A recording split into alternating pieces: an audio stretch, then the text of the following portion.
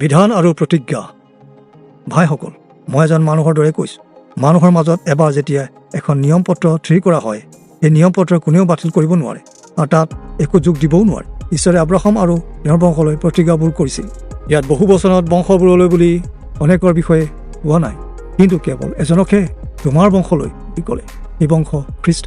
এতিয়া মই ইয়াকে কওঁ, পূৰ্বতে ঈশ্বৰৰ দ্বাৰাই নিয়মৰ চুক্তি স্থিৰ কৰা হ'ল আৰু তাৰ 430 বছৰৰ পাছত বিধান আহিল, যাতে পূৰ্বৰ সেই নিয়মৰ চুক্তি প্ৰতিজ্ঞাৰ কৰাৰ দ্বাৰাই বাতিল হৈ নাযায়।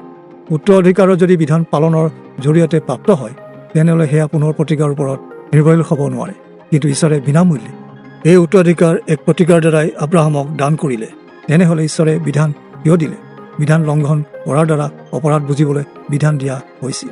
যিজনৰ ওচৰত ঈশ্বৰে প্ৰতিজ্ঞা কৰিছিল, আব্ৰাহামৰ সেই বংশ নহালৈকে তাতে বৰ্তি থাকিবলৈ বিধান দিয়া হৈছিল।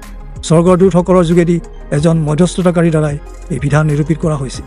এতিয়া এজন মধ্যস্থতাকাৰীৰ উপস্থিতিয়ে ইয়াকে বুজায় যে তাত এজনতকৈ অধিক লোক আছে, কিন্তু ঈশ্বৰ হ'লে এজনহে। তেনেহ'লে বিধান ঈশ্বৰৰ প্ৰতিজ্ঞাবোৰৰ বিৰুদ্ধে নেকি? নিশ্চয় নহয়। যদি এনে এক বিধান থাকিলেহেঁতেন যিয়ে জীৱন দিব পাৰে, তেনেহ'লে ধাৰ্মিকতা অৱশ্যেই সেই বিধান পালনৰ কৰাৰ দ্বাৰাই হ'লহেঁতেন। কিন্তু শাস্ত্ৰই সকলোকে পাপৰ অধীনত ৰাখিল।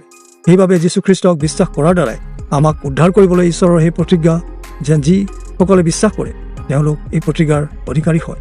খ্ৰীষ্টত এই বিশ্বাস অহাৰ আগেয়ে যেতিয়ালৈকে ঈশ্বৰে আমাৰ ওচৰত বিশ্বাসৰ এই কথা প্ৰকাশ নকৰিলে, আমি বিধানৰ অধীনত বন্দী আৰু ৰক্ষিত আছিলোঁ।